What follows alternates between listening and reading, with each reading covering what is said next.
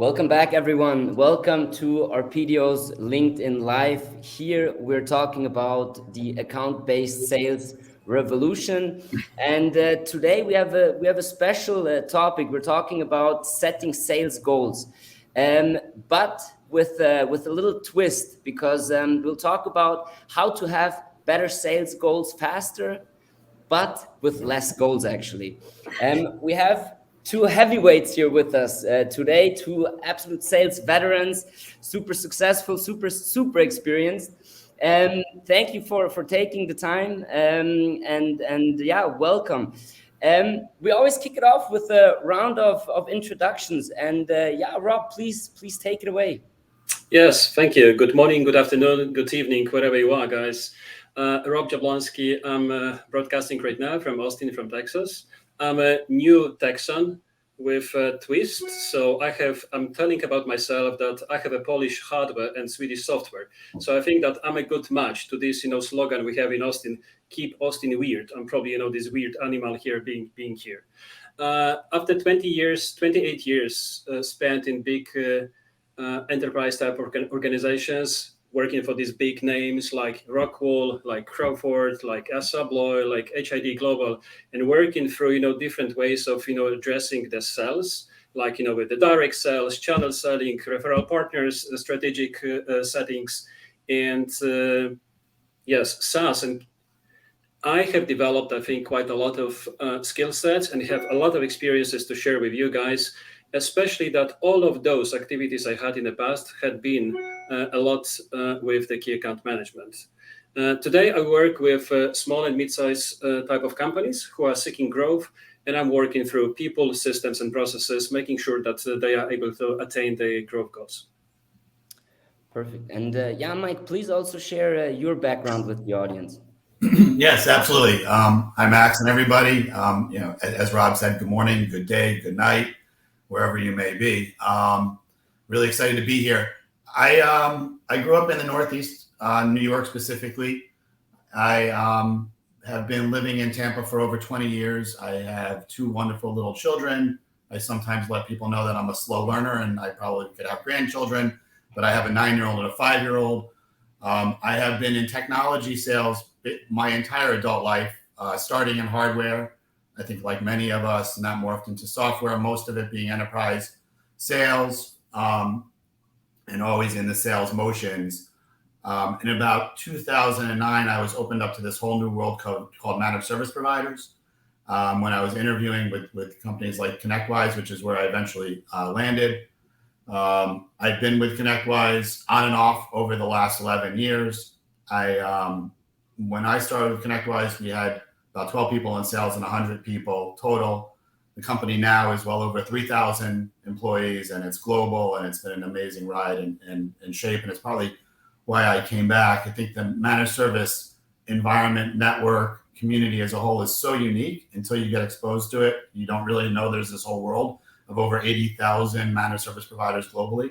And it's been an incredible ride to be part of their success. And that's, at ConnectWise, we are 100% dedicated to the success of our partners. It's why we don't have clients, we have partners. And I currently oversee our global sales for what we call UMM, Unified Management and Monitoring, and our BMS, our business management platforms today.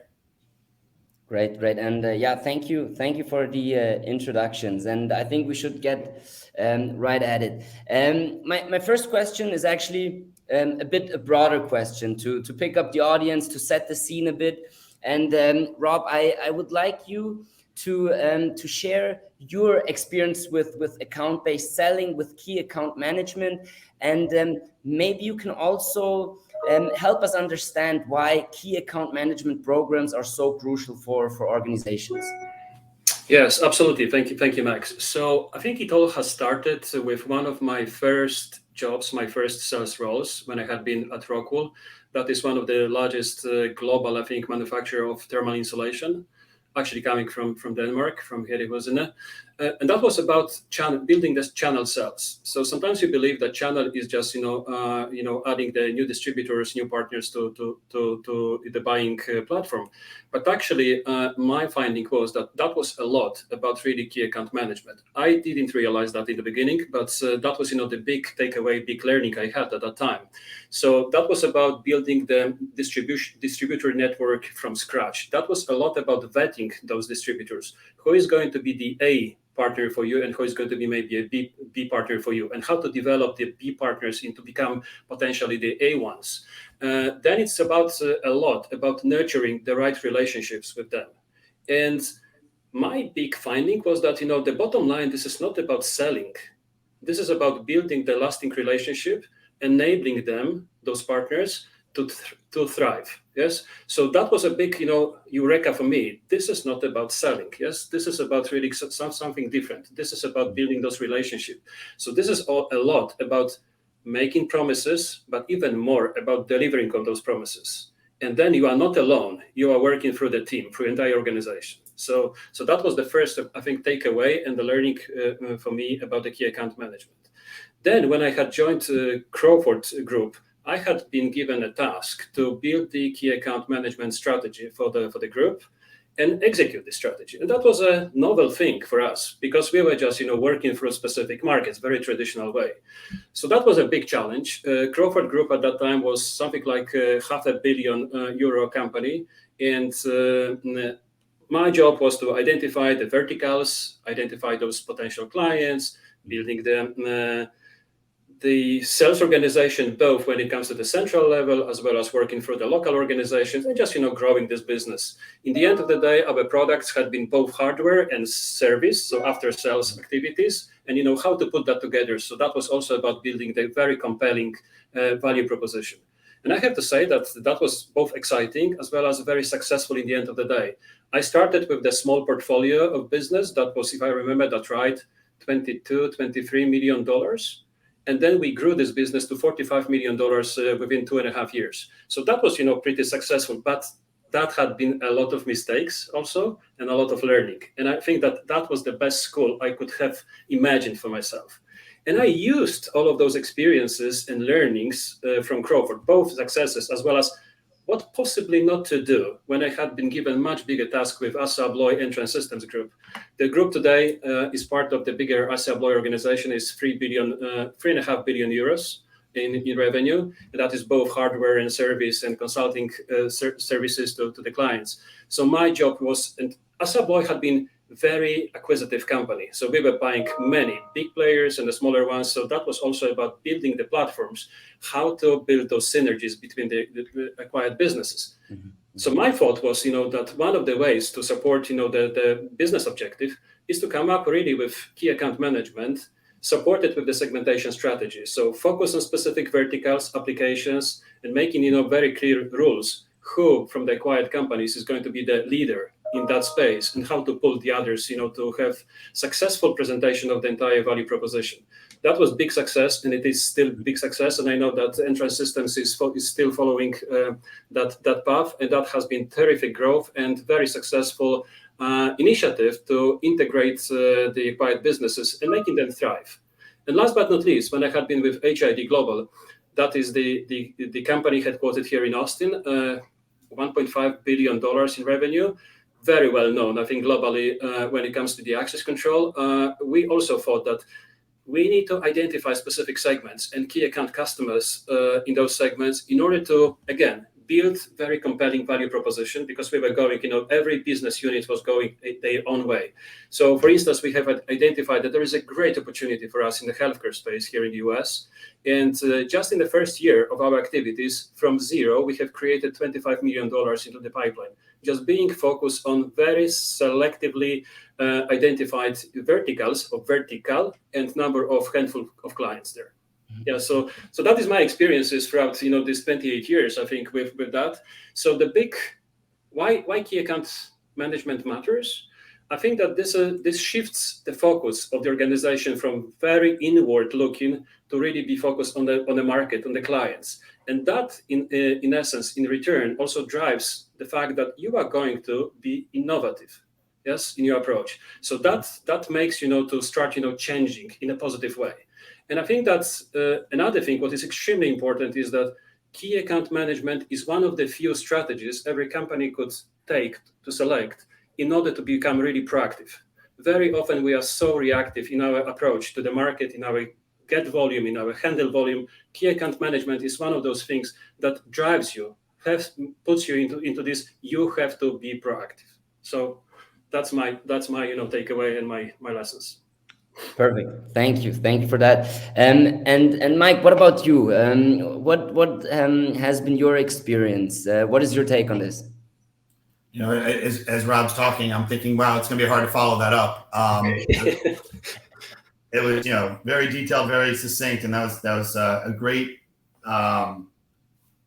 story arc, sort of in terms of why it matters, right? So I appreciate that, Rob, and I love learning from everybody, and just hearing that kind of thing, it triggered a lot. I know you, Mike, and I should learn from you, not you learn from me. Well, if you learn from me, it's generally what not to do. So I appreciate that.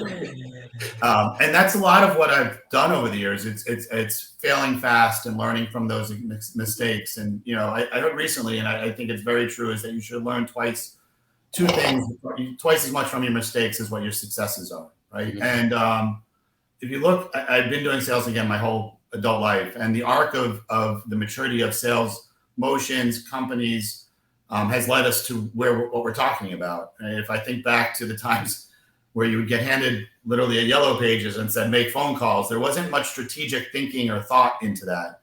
There wasn't a lot of planning. Accountability, I think, was one of the things Rob touched on as well. And that when shaped companies to going more territory-based in selling. And I've had led teams that way. And you have success with that because you get to know the territory. But I think, a lot of the findings I've seen is, especially in the new arc, the new, what is now traditionally SaaS selling, where you have different teams doing land, expand, and growing motions. What gets lost sometimes is being able to go deeper and wider with these partners, with these clients, and these companies you work with. And I think that's one of the beauties of kind of strategic account mapping and account-based selling and key account mapping is getting a deeper understanding. It's less about what we're selling and more about the businesses we operate with and what are the business outcomes that they're looking to achieve and how can we drive that success through the platforms we deliver.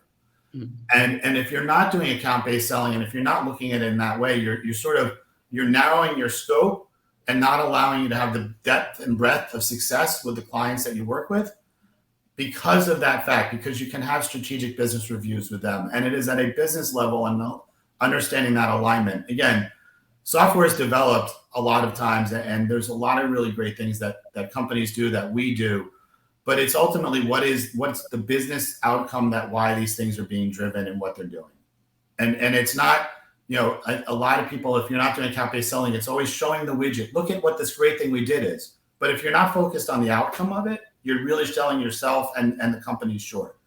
So, there are a lot of different methods, even within account-based selling. I believe the most success you have is multi-pronged approaches, tying account-based selling to account-based marketing so that you have multiple touch points and drips and allow to drive that. The other key, I believe, is just consistency in the messaging from all other departments. Because a lot of times as companies grow, they create these different silos. It's really natural, right? So having a message on point that is tied to the account, to what we're solving, I find that that's generally really the most successful path.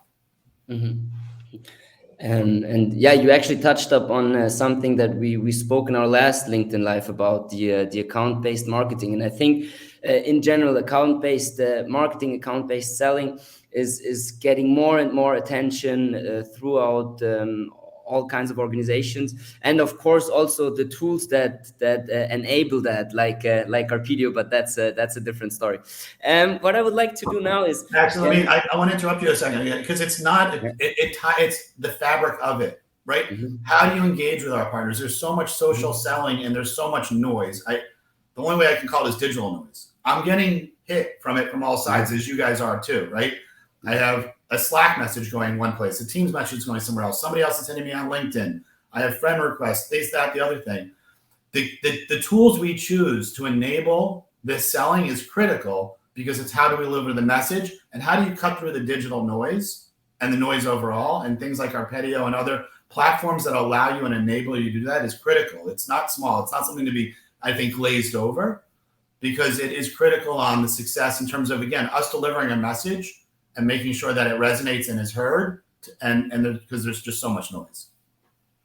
Yes, thank you. Thank you for picking that up. And yeah, I would like to switch it up a bit now. And I would really like to bring your experience in now. And I really hope you can share a story or two. My first question, Rob, for you is, sales leaders love aggressive goals. Also, at this point, a shout out to my VP of Sales, Anders. I know he's watching. He's also a big fan of aggressive goals. I personally like it as an account manager. It always, of course, keeps me on my toes. But Rob, can you ever be too ambitious as a sales leader? No, never. Of course, I'm joking with that.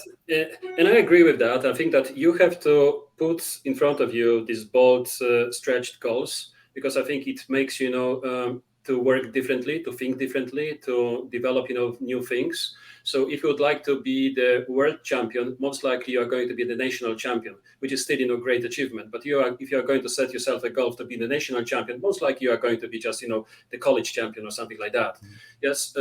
So I think there is something into this. However, I can maybe share with all of you, my experiences and my learnings from the very successful story. But as Mike already said, many of our successes have been built on a number of different failures and things that we should avoid doing the next times. So on the surface, that was with this Crawford group that had been many years ago. Fantastic growth, as I said, doubling the business, when it comes to selling through the key account partners after 2.5 years.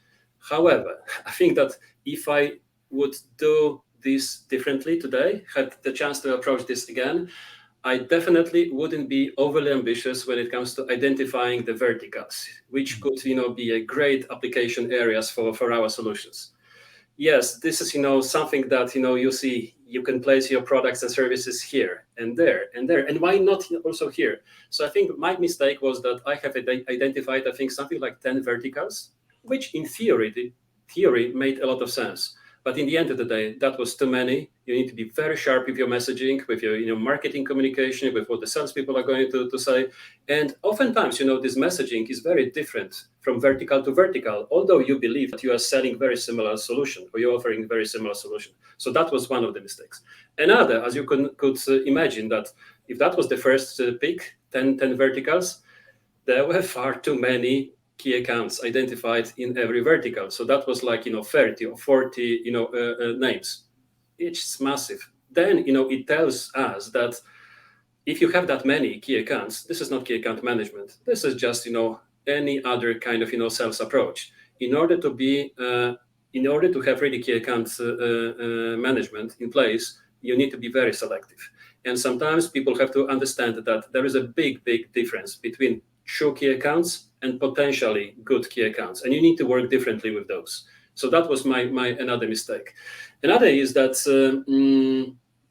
I think that was too centralized. I think that in order to have long-term success, because key account management is about long-term success, in order to have the success, it has to be built on regular organization and has to be part of the normal flows of the business. This cannot be separate kingdoms. And I think that in our approach, that went too far. And last but not least, we were measuring too many things. We were overly ambitious when it comes to understanding those clients. So if I remember that right, I think we have identified something like 60 to 70 different attributes to identify, to describe the client. Mike is smiling, and I am also smiling right now. This is just impossible, to digest through that, to learn anything, and to build any strategies around this. So my learning is that be rather sharp. Less is more, and be precise. And this is about execution and long-term gaming. So my advice would be right now 2 or 3 verticals max. In every vertical, identify really handful of true key account customers, and maybe handful of the potential ones that you are able to develop to be the true key account customers. Make it an integral part of the business flow, not a separate kingdom. Yes, and measure what really matters. And then once you understand that and you're able to grow, you're able to improve, maybe add something more, but don't be, overly ambitious, because that's creates, the chaos, that creates the mess. And in the end of the day, you don't have the buy-in from the sales organization and from the rest of the organization. Mike, would you agree with that? Just a little bit. You stole one of my favorite lines, which is less is more. I actually used to have salespeople print out the less sign equals more sign and put it in front of them as a constant reminder, because I think so many of us we overcomplicate things, and by nature, right? We're looking at solving instead of just asking the basic questions and looking at really the most important key, the key indicators. Mm-hmm. One question for you, Mike. When you start working with the companies in sales, you mentioned when we spoke before that every sales leader has a certain toolkit he brings into the company. And my question here is, what is your toolkit? What is your best practice that you use? So, I mean, there's a lot here to unpack, I think. But when you're going into an organization, you gotta one of the tool things that I have in my bet is making bets. You got to make a bet or two. You can't, on Rob's point, you can't look at everything. You have 70 things that you're trying to track as criteria. You'll never succeed. So isolating on one or two bets quickly.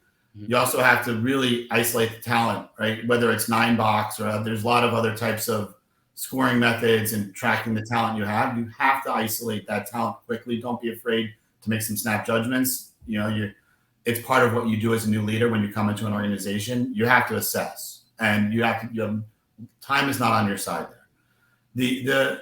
I think the key thing that I have in my tool belts is some standardization plays, and the one that's really important is on opportunity management. Mm-hmm. There's a lot of, whether it's medic or force management or challenger sale, there's a lot of methodologies over there. I think I've sort of over the years distilled it down to follow a challenger, force management, medic overall, but it's not necessarily one of them. But it allows you, and again, none of them, they're all good. I think the key thing for any of them is a common language amongst sellers, leaders, and executives that people can work on, whether it's medic and saying who your technical buyer and economic buyers are, or in challenger, isolating and getting to, where there's frictions and tensions. But for me, I try to, again, back to Rob, less is more. And the other one that always was hit amongst my head was keep it simple, stupid.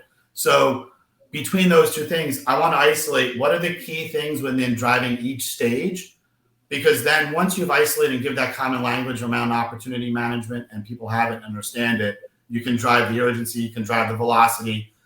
Key things and measuring and understanding, as leaders, forecasting is critical, and understanding the motions of the business and driving those.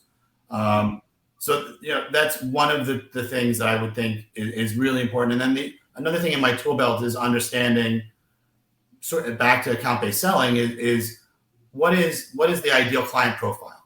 You're never going to get it right away, right? And that's okay. Again, fail fast, fail and learn, but at least isolate what your targets are, because then you know where you're going to have success or not. And those targets can adjust and move, but I think it's critical to go in and isolate as fast as you can. What does that profile look like? Are you selling into the Global 2000 because that's what fits, or that's because what you were told? Does it make sense based on the tool and the trends to maybe go into Medlar or commercial, right? What channel partners do you have? How can you drive those motions? But the key is, again, without knowing who you want to sell to and what that profile looks like, you're just going to spin. Absolutely. Very interesting, yeah. Actually, we're already coming kind of to an end. I want to wrap it up. And I would like to ask you, each one of you, for one key takeaway or one recommendation you would give the audience or a sales leader that is watching. Maybe Rob, maybe you can start. That's hard, if we speak about the accounts, based selling, to have one thing. But I would say less is more. Keep it simple, as Mike said.